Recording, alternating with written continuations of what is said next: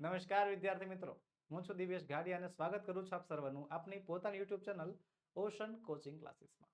આજે આપણે સોલ્વ કરીશું સ્વ અધ્યયન પોથી ભાગ નંબર 4, ધોરણ 10, આપણો પ્રિય વિષય અંગ્રેજી, જેમાં છઠ્ઠું યુનિટ નામ છે આઈ લવ યુ ટીચર. આ યુનિટમાં આજે આપણે સ્વ અધ્યયન પોથીમાં સેક્શન બી જે છે સોલ્વ કરવાના છીએ.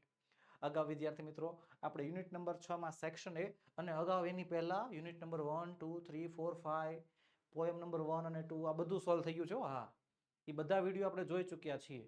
અને જો તમે તે વિડીયોઝ નથી જોયા તો તેની લિંક નીચે ડિસ્ક્રિપ્શન બોક્સમાં આપી છે, તેને જરૂરથી જોઈ આવજો. તો ચાલો શરૂ કરીએ સેક્શન બી. સેક્શન બી ચાલુ કરું એની પહેલા એક ખાસ નોંધ વિદ્યાર્થી મિત્રો, કે આપણી ચેનલ ઓશન કોચિંગ ક્લાસીસ પર ધોરણ 3 થી 10 તમામે તમામ ધોરણ અને બધા જ વિષયની સ્વ અધ્યયન પોથીનું સોલ્યુશનના વિડીયો મુકાઈ ગયા છે, તે અપલોડ થઈ ચૂક્યા છે. તમારા નાના ભાઈ બહેન, તમારા મોટા ભાઈ બહેન, એના પણ જે છે વિડીયોઝ જે છે અવેલેબલ છે. જો તે નથી જોતા તો તેની લિંક પણ નીચે વિદ્યાર્થી મિત્રો અવેલેબલ છે, તેને પણ જોયા જો. સાથે સાથે વિદ્યાર્થી મિત્રો નીચે વોટ્સએપ ચેનલમાં જોડાવાની લિંક પણ આપેલી છે. વોટ્સએપ ચેનલમાં જોડાવાથી તમને આવનારા વિડીયોઝ, આવનારા જે કાંઈ પણ પીડીએફ હશે તો તેની નોટિફિકેશન તમને એડવાન્સમાં મળી જશે. તો ચાલો શરૂ કરીએ સેક્શન બી. સેક્શન બી નો પહેલો પ્રશ્ન, રીડ ધ પેસેજ એટલે કે પેરેગ્રાફ વાંચો, એના આન્સર ધ ક્વેશ્ચન્સ એટલે કે સવાલના જવાબ આપો. અને પેસેજ હોય છે ક્યાંથી? બ્લેક બુક એટલે કે સપ્લિમેન્ટરી રીડરમાંથી જે છે આપણને પેસેજ આપવામાં આવેલો છે. અને અહીંયા જે છે ધ લાસ્ટ કમ્પેનિયન, છેવટનો સાથીદાર નામના પાઠમાંથી જે છે આપણને એક પેરેગ્રાફ આપ્યો છે, યુધિષ્ઠિર વાળો પાઠ છે. એમાંથી પહેલો સવાલ છે કે what did Yudhishthira see at the end of the journey, કે જર્નીના અંતમાં એટલે કે મુસાફરીના અંતમાં યુધિષ્ઠિરે શું જોયું? તો શું જોયું? યુધિષ્ઠિરા સો અ સ્ટ્રેન્જ લાઇટ ઓલ અરાઉન્ડ હિમ. યુધિષ્ઠિરે જોયું કે એની આજુબાજુ એક વિચિત્ર પ્રકારનો પ્રકાશ ફેલાઈ ગયો છે. એન્ડ રેકોગ્નાઇઝડ ઇન્દ્ર, અને તે ઇન્દ્રને જોયા, ઇન્દ્રને ઓળખા. ધ કિંગ ઓફ ગોડ્સ, કે છે દેવોના રાજા છે. Coming towards him in his ચેરિયોટ, કે જે એમની તરફ એટલે કે યુધિષ્ઠિરની તરફ પોતાના રથમાં આવી રહ્યા હતા. શું જોયું યુધિષ્ઠિરે? યુધિષ્ઠિરે જોયું કે તેની આસપાસ એક વિચિત્ર પ્રકાશ ફેલાઈ ગયો છે. આમ સામે જોવે છે તો ઇન્દ્ર ભગવાન એના રથમાં એમની તરફ આવી રહ્યા છે. બીજો સવાલ છે, how did Indra come to Yudhishthira, કે હાઉ એટલે કેવી રીતે, કેવી રીતે ઇન્દ્ર ભગવાન યુધિષ્ઠિર પાસે આવ્યા? કેવી રીતે આવ્યા? એના રથમાં બેસીને આવ્યા. Indra came to Yudhishthira in his ચેરિયોટ. ત્યારબાદ 16મો પ્રશ્ન, કે why did Yudhishthira refuse to go to heaven, કે શા માટે યુધિષ્ઠિરે સ્વર્ગમાં જવાની ના પાડી? સ્વર્ગમાં જવાની ના કોણ પાડે? યુધિષ્ઠિરે ના પાડી, પણ કેમ?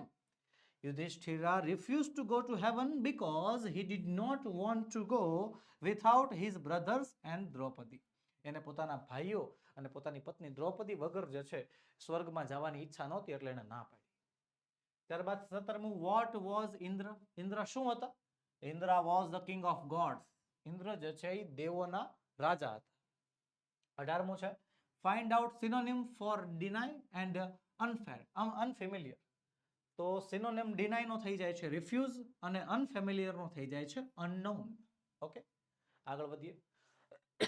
આગળ વધતા પહેલા ખાસ નોંધ વિદ્યાર્થી મિત્રો, કે વર્ષ 2024ની તમામ ધોરણ 3 થી 10 ની નવી સ્વ અધ્યયન પોથી લોન્ચ થઈ ચૂકી છે, અને આપણે લોન્ચ કર્યું છે તેનું સંપૂર્ણ સોલ્યુશન. વિદ્યાર્થી મિત્રો, બધા જ ભાગોના તમામ વિષયના સંપૂર્ણ સોલ્યુશન તમારા માટે તૈયાર છે, જે મળશે તમને શેમાં? પીડીએફ ફોર્મેટમાં. જી હા વિદ્યાર્થી મિત્રો, આ બધી સ્વ અધ્યયન પોથીના તમામે તમામ ભાગ, તમામે તમામ વિષયનું સોલ્યુશન તમે પીડીએફ ફોર્મેટમાં મેળવી શકો છો. બરોબર છે? અને જો તમારી પાસે સ્વ અધ્યયન પોથી નથી તો પણ ચિંતા ન કરો, તમે સ્વ અધ્યયન પોથી પણ અમારી પાસેથી મંગાવી શકો છો. ક્યાંથી મંગાવશો? તો આપણો વોટ્સએપ નંબર 9909435028 પર કોન્ટેક્ટ કરીને જે છે તમે સ્વ અધ્યયન પોથીનો સંપૂર્ણ સોલ્યુશનનો ઓર્ડર મૂકી શકો છો. અને જો વિદ્યાર્થી મિત્રો, આપણી ચેનલ ઓશન કોચિંગ ક્લાસીસની એક એપ્લિકેશન પણ છે પ્લે સ્ટોર પર, જેનું નામ છે ઓશન કોચિંગ ક્લાસીસ. એમાં લોગિન કરીને પણ એમાં તમે ઓર્ડર કરી શકો છો. ઓકે, ચાલો આગળ વધીએ. આગળ છે read the data and answer the questions, એટલે કે માહિતી વાંચો અને માહિતીના આધારે જે છે સવાલનો જવાબ આપો.